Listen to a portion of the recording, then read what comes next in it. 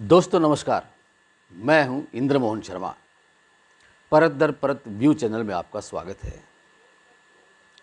विश्लेषण कार्यक्रम में आज का मुद्दा है बिहार के सीएम नीतीश कुमार क्यों हुए शर्मिंदा।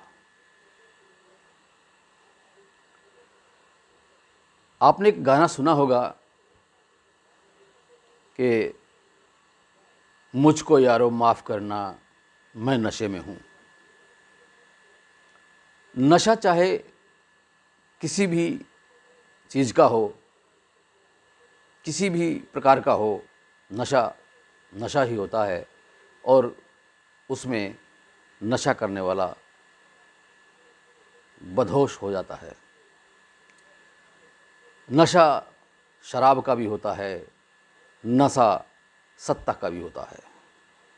और इस वक्त बिहार के सीएम नीतीश कुमार सत्ता के नशे में हैं, क्योंकि आखिरकार वो मुख्यमंत्री हैं, वो कुछ भी बोल सकते हैं और उन्होंने बोल दिया ऐसा। अब जब बात निकलेगी तो बहुत दूर तलक जाएगी। बिहार विधानसभा पटल में उन्होंने प्रजनन दर का जिक्र करते हुए ऐसे भद्दी टिप्पणी की, ऐसी शर्मनाक बात की जो कि महिलाओं का घोर अपमान करने वाली बात है। और हैरत की बात तो ये है कि उन्होंने वह बात कहने के साथ साथ भद्दे इशारों के साथ कही, और जो कुछ भी कहा वो मतलब दिखाने के लायक भी नहीं है, बताने के लायक तो क्या होगा। तो ऐसा शर्मनाक टिप्पणी विधानसभा के पटल पर करना, क्या ये नैतिकता है? क्या ये एक मुख्यमंत्री जो इतने बड़े ओहदे पर हैं, उनका ये बोलना क्या ये शोभा देता है? ये ऐसी अमर्यादित भाषा, और वो भी विधानसभा पटल पर बोलना बहुत ही निंदनीय है।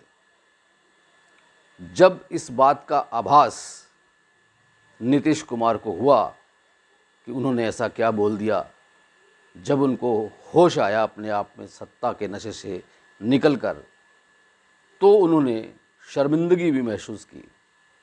उन्होंने हाथ जोड़कर विधानसभा के पटल में सबके सामने माफ़ी भी मांगी कि मैं इसके लिए शर्मिंदा हूँ। लेकिन क्या माफ़ी काफ़ी होगी? सवाल ये उठता है कि ऐसा अमर्यादित भाषा में उन्होंने क्यों महिलाओं को अपमानित करने वाला शब्द बोला, क्यों ऐसे गलत इशारे, अश्लील इशारे किए गए। अब बेशक नीतीश कुमार ने अपने भद्दे शब्दों के इस्तेमाल पर माफ़ी मांग ली है, लेकिन सवाल ये उठता है कि जो विपक्षी दलों का जो महागठबंधन INDIA बना हुआ है, और वो नीतीश कुमार का जो दल है वो उसका एक घटक भी है।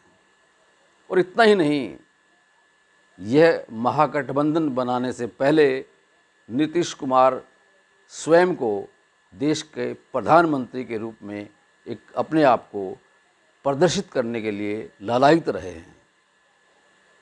लेकिन सवाल उठता है कि क्या ऐसा शख्स देश के प्रधानमंत्री बनने के लिए योग्य हो सकता है, जिसे बोलने का सलीका नहीं हो, जो यह भी नहीं जानता कि वो कहाँ बोल रहा है, क्या बोल रहा है। क्या वो कोई किसी गली बाजार में या सड़क पर था, या वो किसी प्राइवेट कमरे में था जो ऐसी बातें बोली? वो एक विधानसभा का कक्ष था, और विधानसभा के पटल पर जब भी कोई बोलता है तो मर्यादित भाषा में ही बोलता है और बोलना भी चाहिए। लेकिन यहाँ तो चाहे विधानसभा हो, चाहे लोकसभा हो, चाहे राज्यसभा हो, हर जगह, चाहे वो विधायक हो, चाहे कोई सांसद हो, ऐसे ऐसे सांसद हैं, ऐसे ऐसे विधायक हैं, ऐसे ऐसे मुख्यमंत्री हैं जो कि अमर्यादित भाषा में बोलते हैं और वो अपने उस बड़े बोलेपन की वजह से बाद में निंदा के काबिल बनते हैं और फिर बाद में वो माफ़ी भी मांग लेते हैं। सवाल ये उठता है कि क्या नीतीश कुमार को इस अपराध के लिए माफ़ कर दिया जाना चाहिए? किसी भी विपक्षी दलों के नेता ने अभी तक नीतीश कुमार के इस बयान की आलोचना नहीं की है, बल्कि लालू यादव की पत्नी राबड़ी देवी ने तो कहा है कि नीतीश बाबू ने माफ़ी मांग ली है तो बात ख़त्म हो जानी चाहिए। और जो बिहार के उप मुख्यमंत्री हैं, जो कि लालू यादव के बेटे हैं, उन्होंने भी यह कह दिया है कि नीतीश कुमार ने माफ़ी मांग ली है तो मामले को रफा दफा कर देना चाहिए। शर्म आती है ऐसे नेताओं पे जो इस तरह के बयान देते हैं, इस तरह की बोलते हैं, जबकि ज़रूरत इस बात की है कि ऐसे शख्स को जो कि महिलाओं को अपमानित करने वाली बात कहे, अश्लील बात कहे और वो भी विधानसभा के पटल पर, तो उसको तो चुनाव आयोग को संज्ञान लेकर या सुप्रीम कोर्ट को संज्ञान लेकर उसे चुनाव लड़ने के लिए अयोग्य घोषित कर देना चाहिए। क्या आप इससे सहमत हैं? अगर हैं तो आप कमेंट बॉक्स में जाकर कमेंट कीजिए। अगर असहमत हैं तब भी आप कमेंट बॉक्स में जाकर कमेंट कर दीजिए।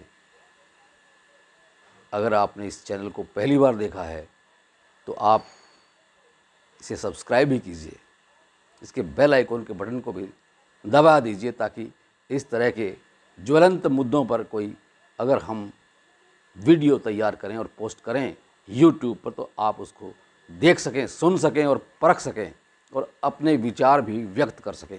अरे जागो, अगर आप अभी भी नहीं जागे, ऐसे ऐसे भ्रष्ट नेताओं और ऐसे ऐसे गलत नेताओं के कार्यशैली को देखते हुए, उनकी बदनीयत को देखते हुए अगर अब भी आप नहीं संभले तो आने वाले समय में ऐसे कई और नेता पैदा हो जाएंगे कि उनको सुनने के लिए, उनको देखने के लिए भी